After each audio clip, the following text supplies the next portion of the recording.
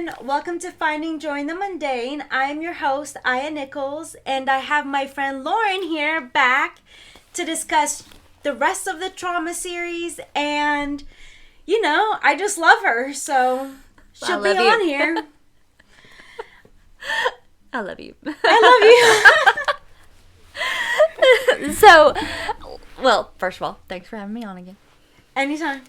So, last week we talked about physical and sexual trauma and the abuse and what all comes from that. So, what are we talking about this week?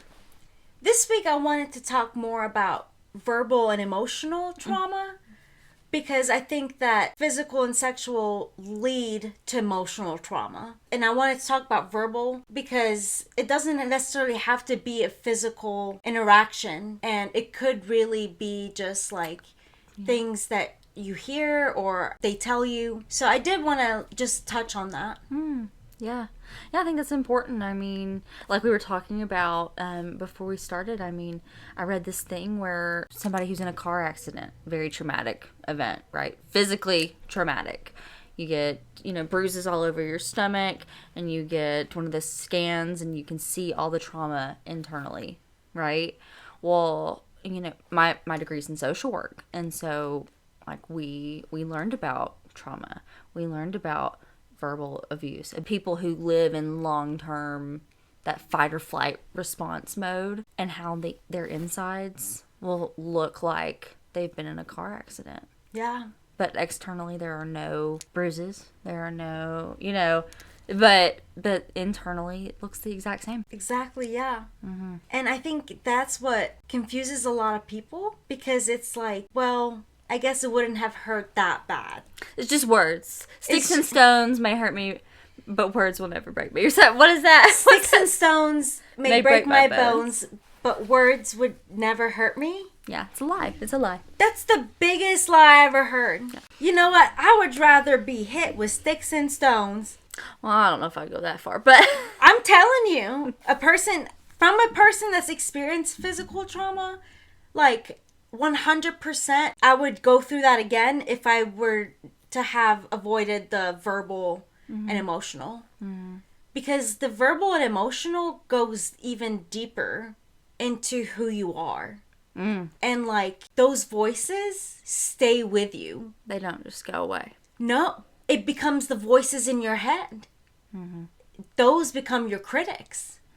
So imagine doing anything or everything and then having them in the back of your mind telling you that you're not good enough, that you shouldn't be doing this, that you shouldn't even be trying this. So it really does start even just limiting your life. Because one, you don't want to hear those voices, and two, you don't want to prove them right. Right. That's kind of powerful. You don't want to prove those voices right. So does that turn into like self-manipulation? Yes. Well, first, talk about verbal trauma. Talk about verbal abuse. Like, what does that look like? Is it always just screaming and cussing? Or is it just, a mom saying to her child, wow, I really wish you were like your older sister? Yeah. Yeah. Or, in a calm, collected voice. Is that also? Yes. Like. Yes, it's whenever there's this comment, like a lot of women have their mothers comment on their bodies. Like, gosh, this little above your waistline. Yeah, you might want to lose that before prom season. Yeah. Yeah. And no matter how old you get, you remember that. Because that was something that was said to you. As far as comparison, I remember one of the last things that my grandma told me in Lebanon before we left was, and this was after her like catching me eat a pretzel. She said, why can't I be like Tala, my sister? Why can't I be skinny like her? Why can't I have her personality? Because she was a lot more outgoing. I was more reserved and, just chilled. I was happy with my pretzel.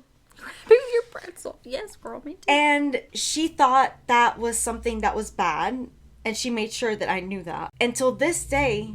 And how old were you then? 8. And how old were you when you moved to the States? 11, 12. And then your physical and sexual abuse started when you were 12. right? The physical abuse has always been there. He used it for manipulation. Yeah. But the sexual didn't start until we were here. Yeah. Okay. Wow. So you were dealing with one person verbally abusing you on, you're really going to eat that right now? Like, yeah. Why can't you be like your sister? Why can't you be skinny? You need to lose some weight. And then you go to the States, and then you're sexually abused, and then you develop an eating disorder. Yeah. That's crazy. I mean, an eating disorder compounds, is essentially you attacking yourself. That's literally what it is. And there's a voice in your head. His name is Ed. And he disguises himself as your friend. As a person that's trying to protect you from those voices. And now, after battling him for 6+ years, I realized he was the voice. So that was a betrayal on its own.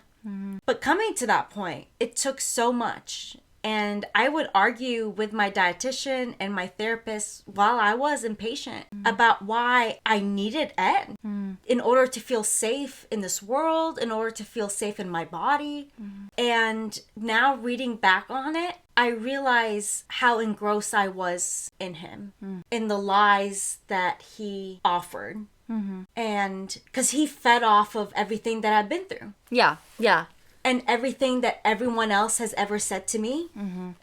About your weight, about your body, about what you looked like. Yeah. About what you were eating. Yeah. Yeah. And so you manipulated yourself. Or Ed manipulated you. Yeah. Yeah.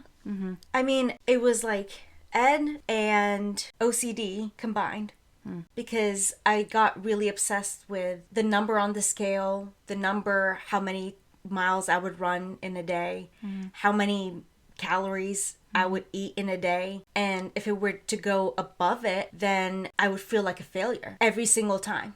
And I didn't realize this back then, but now because of therapy, I realized that I was screwing with my body and it was starting to fight me back.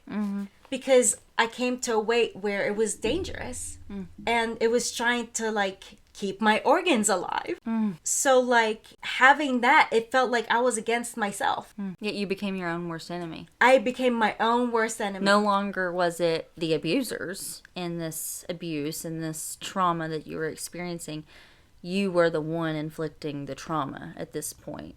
100%, yeah. But it was a reaction to the trauma you had experienced in years past. Yeah. Yeah. Talk a little bit more about verbal abuse and the trauma that stems from that.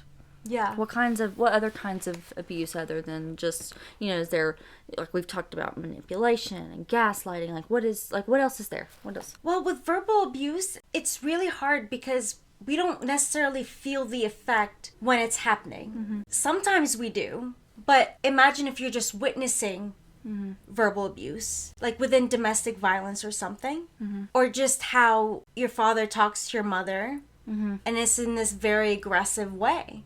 You still are affected by that. You will still remember that. And it'll influence how you treat others in your adult life. Yes. Honestly, I think that's why unresolved trauma is so dangerous. Is because you start reenacting those behaviors or go to the very extreme where you prevent those behaviors. And that in itself comes with its own consequences. So honestly, there's no good side because you're in this pendulum and you're always going to the extremes. And both extremes are never good.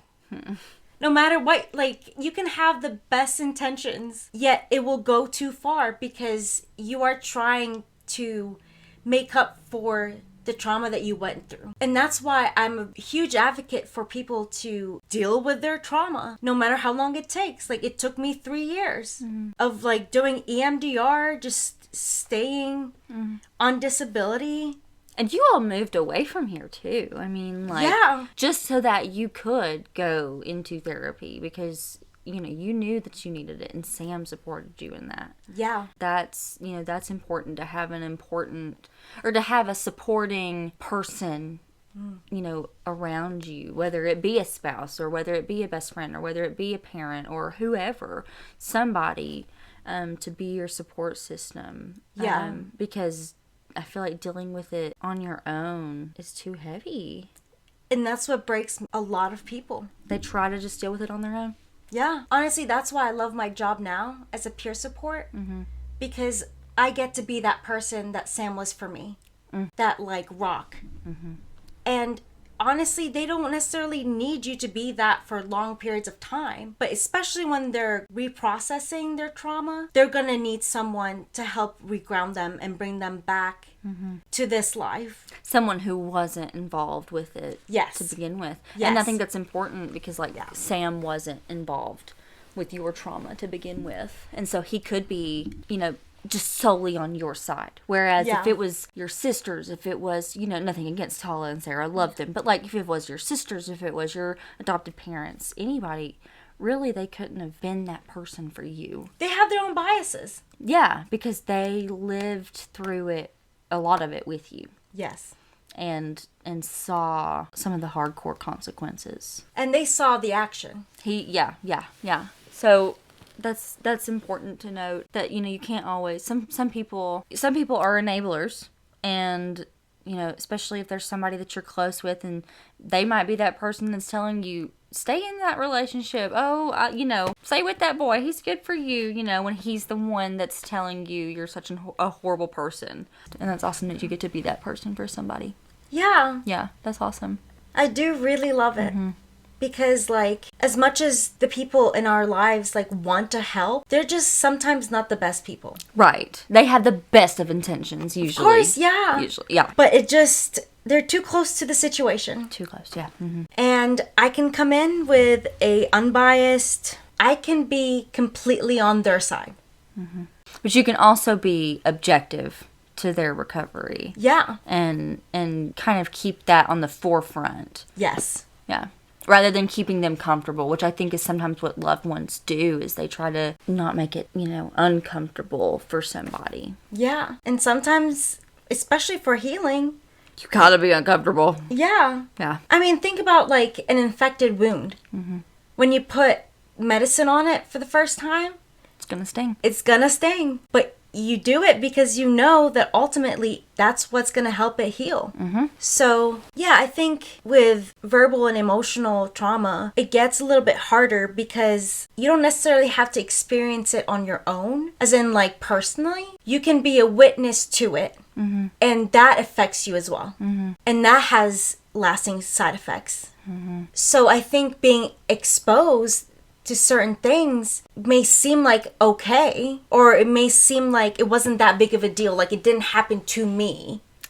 Right. Then it shouldn't be affecting you the way it is. Yeah. When in reality, like, seeing that, for example, with verbal and then how it leads to emotional, when you are a child of domestic violence and you see your dad constantly hitting your mom, and abusing her, even though he's never touched you, you still feel helpless in that moment. And it's like you want to go help your mom, but you know that if you do, then you're gonna be in the crossfire. Yeah, you're experiencing that trauma with her, even though you're not physically experiencing it. You're emotionally experiencing it.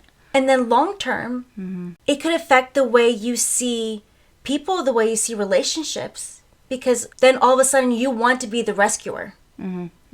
Or on the flip side, you're just like Dad. Yeah, because you know no other way to be. The pendulum. Yeah. Either side, like, even though it may sound better to be the rescuer, that means that you're constantly in relationships that require you to be rescuing them. So you're attracted to those types of people who maybe are in trauma themselves. Yeah. Or maybe who are dealing with mental health issues themselves and maybe aren't ready for a relationship. Yeah. And you're trying to rescue them because you couldn't rescue your mom. So you try your best, you exert yourself, and then it ends up hurting you and then causing you more trauma. And then you end up depleted and feeling helpless again. And then who's going to take care of you in that process, right? Right? Yeah. Yeah, that used to be me. In all of my relationships. I was the fixer. It's hard. Yeah. It's hard. Yeah. Because it's as if, like, you can rewrite the past. Mm-hmm. And you can't. You can only work towards the future. Literally. And not letting the past dictate it. Just for a better future. Mm-hmm. And that's what now I focus on a lot, is every time I have a thought that comes in my mind that is negative, mm-hmm. or that is trying to pull me down, tear me down, mm-hmm. I think about all that God has blessed me with now, like mm-hmm. Mia mm-hmm. and Sam, mm-hmm. and think if I were to go back, it would destroy them. Not only destroy Sam, because he's been through so much with me, but then I would be giving an eating disorder to Mia. Yeah, if she learned that from you, yeah. And all she has to do is just witness it. Mm. She just has to see me looking at myself in the mirror and dissecting every part of me. Mm-hmm. Mm-hmm. And she will know that something is wrong with our bodies. Mm. And then she will start looking at herself that way. Mm-hmm. And all the women in my family have always looked at themselves this way. So I want to break that generational trauma. Yeah. As much as I can. And I hold myself to that responsibility. Yeah. So whenever I think those thoughts, mm-hmm. I think of Mia. Mm-hmm. And I think about her tiny little body. Mm-hmm. And, you know, she got a stomach. She's 2. She's so cute. She sits there. We have a picture of her rubbing her little belly. Just, like, enjoying herself. Yeah. And, like, not a care in the world. And you want her to hold on to that. As much as possible. Yeah. And you don't want her to see you doing the opposite. No. Mm-mm. If anything, I want to learn from her. Yeah. How to be just unapologetically in your body. Yeah. So it is a process and a journey. Mm-hmm. And I don't think it's something that you just do once. I think it's something that as you change, as your life changes, that you have to adjust to it and bring it back in. So when you're experiencing, verbal and emotional abuse and trauma, how can you find joy in those times? It's hard because the emotional trauma really does affect the way you see yourself in the world. So it's not just like what you're experiencing or what you have experienced. It's about like, it's almost like you're wearing these like rose-colored glasses that you process the whole world and everything, all your input in. Mm-hmm. So you may be experiencing the same joy or whatever as anyone else, and it's joyful to them. Mm-hmm. But to you, it hurts. Mm. It triggers something inside of you. It's emotional pain. Like my wedding day, I was a hot mess. You were gorgeous, though. Hot mess. You were gorgeous.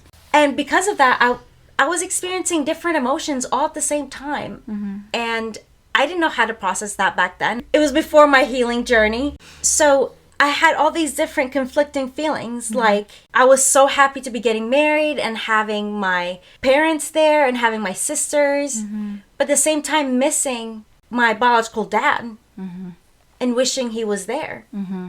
And then missing my mom. Mm-hmm. All at the same time. Yeah. So even though that day is supposed to be the happiest day of my life, it was not. Yeah. I will tell you that now. It was not. It was the most confusing day of my life. I was very glad when it was over because we got to go to the Christmas Inn. Oh, yeah. And that was lovely. Mm-hmm. They greeted us with cookies. So I think having unrealistic expectations, especially when you've been through trauma, on those events would just set you up for disappointment. Mm. Because you are made different. Mm-hmm. The trauma has affected you, and that's always going to almost be a part of you. Yeah. Does that mean you should expect to be let down at these events? Or should you go into the world expecting to find joy? Well, that's the question. Yeah. Before, I expected everything to disappoint me to the point where I didn't want to live. Mm. Because life has already handed me too much. Mm. So, like, I wasn't about to take the chance for another letdown, another disappointment. My heart couldn't take it. Mm-hmm. What I didn't realize was just as the opportunity for disappointments there, so is joy. And it's up to me to find it. It's whatever you're looking for. If you're focused on disappointment, You're going to find it. you're going to find it. Whether it's going to be the rain or people arguing, anything. Because your mind wants to prove itself versus finding joy. And your mind will focus on finding the small things that bring you joy. And it was my sister's toasts. Yeah. And seeing you. And our dances. And, actually saying my vows. Those things brought me so much joy. And those are the things that I choose to remember and to keep remembering. And that helps me move forward in life, knowing that despite disappointments, which will be there, there will also be moments of joy within them. And because of that, then it's worth living. And focusing on finding joy, I mean, it reminds me of that verse, I think it's in Colossians 3, maybe. Focus on the things above, none of the things of this earth. I mean, that's the only thing that's going to bring us true joy, is focusing on the things above and not the things of this world. And that includes, our letdowns, our disappointments. It includes our abuse, the traumas that we've been through. It includes, the anxiety that we feel when we think about what we've been through, and the long-term effects of that. But if you choose to focus on the things above, then you will find joy. Yeah. With God's grace and God's help. Like, I remember in every social situation I would go in, I would go in with the thought of all the verbal abuse that I've been through. All those words, all those thoughts that they had of me. I would almost think that the people I'm meeting, they're going to think the same thing. They're going to think the same thing. You would set yourself up for failure. Exactly. So I would hide. I would not be myself. I would either overcompensate. Be over bubbly. Or just a complete, hermit and wouldn't leave my house. Which I didn't for 2 years. You remember that time. Yep. And that was... I didn't end up going to your wedding because of it. Listen. It all worked out now. It did. It sure did. Maybe that was a sign. Anywho. So now, I try to give them the benefit of the doubt. Yeah. And I go in thinking, maybe they'll like me. That's what you should always go in. I know. It's just hard whenever you've experienced verbal and emotional trauma, because it does affect the way you see yourself. It does. And other people, because you project that on them. You do. But you know what, girl? You've got to change that mindset too. If you don't like me, that's your loss. That's what I'm working on right now. That's my new mindset, because I've been through some verbal abuse and some emotional abuse. If you want to call it that, and it has really had taken a toll on me. In my professional life, and I've had to change my mindset to well, if you don't like me, that's fine. I like me, and I've got a job to do, and that's what I'm here to do. Yeah, you've got a job to do. We've got a job to spread joy. Yeah, and we're not gonna let nobody steal that. No, and misery loves company, so they will try to bring you down. Because they're down and they want to make sure everyone else is. Right. And you being the person that's like, you go be grumpy or mad on your own. I'm just going to sit in my own little bubble. I'm going to go over... No, not even that. I'm going to go over here with these other people and they're going to love me. And you know what? If they don't, that's all right too. Their loss. Yeah. That type of mindset. I spent 20 years trying to almost control how they saw me. Because I didn't want them saying bad things about me, especially the way I looked. So whatever the norm was, whatever it looked like, that's what I did. To the point where I let a lot of my creative side go. I love fashion. I always have. And maybe it's because that was something that I didn't have when I was in middle school, high school. And it was just because I was in foster care, lack of resources, and mental energy and Pinterest. We didn't have that back then. Thank God for Pinterest. So now, like, I really appreciate just fashion to begin with. But then moving here in a place where people don't really care about fashion, they just dress like sweatpants, sweatshirt, and leave the house, which is completely fine. Completely fine. But for not them, you. But not me. And I tried to be that because I didn't want to be judged by them. I didn't want them to think that I was stuck up or like any of those things. Right. And that's what I cared more about than honoring myself. And I saw how that broke me because everyone else may have liked me, but when I looked in the mirror, You hated what you saw. I hated what I didn't like me. And at that point, who's actually losing? Right. Because I realized at the end of the day, they're going to go home, continue living their life, not even think twice about me. And I'm still sitting here thinking and reminiscing over everything that they have said or thought, and it continued. Versus, I'm just going to wear this cute outfit today because I feel like I'm going to wear it. Even though maybe overdressed, I have nowhere to go but Walmart. And they may think that it's an overdue. They may think that it's an overkill. But to me, I was able to look at myself in the mirror and enjoy the fact that I was able to put that outfit together. Yeah. And be proud of myself for that. Yeah. And just like the scenario, they will go home and then forget all about me. But at least I like me. And I honored like my interests, my desires. So that lasts longer. It's all about honoring yourself, focusing on the things above, not on the things of this world, No. and not letting people have power over you. No. Only God. Only God. Yeah. And He's the only one that has your best interest. And sometimes that looks painful. It can be. But I think working through any type of trauma and mental disorder and mental illness is definitely going to be painful. Yeah. But, growth isn't easy. No. And healing isn't easy. No. I mean, you just think of someone who's been through surgery. That recovery process hurts. Same with mental and Yeah. emotional. But once you get over that, then it's like you find this beautiful inner strength that you never had before. You didn't know you had. Didn't know you had. Well, honestly, I would say you didn't have. Yeah. Because just like, with working out, Yeah, you gain that strength. you gain the Makes strength. sense. Yeah, that makes sense. So once you were able to tap into that and give yourself time to be able to do that, I think that's when people can really use the things that have hurt them for good. Yeah. Well, Lauren, thank you so much for being on my show again and helping me talk about this hard topic. You've made it a lot easier and a lot more fun. Well, I'm glad to be here with you. And I hope that you'll be willing to come on the show more often. Anytime. So, Anytime. everyone give her a round of applause. No. Even though it's just me. Whatever. You still deserve it. Whatever. Oh my goodness.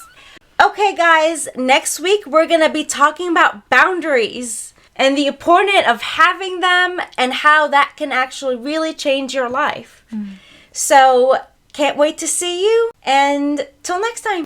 Bye. Bye.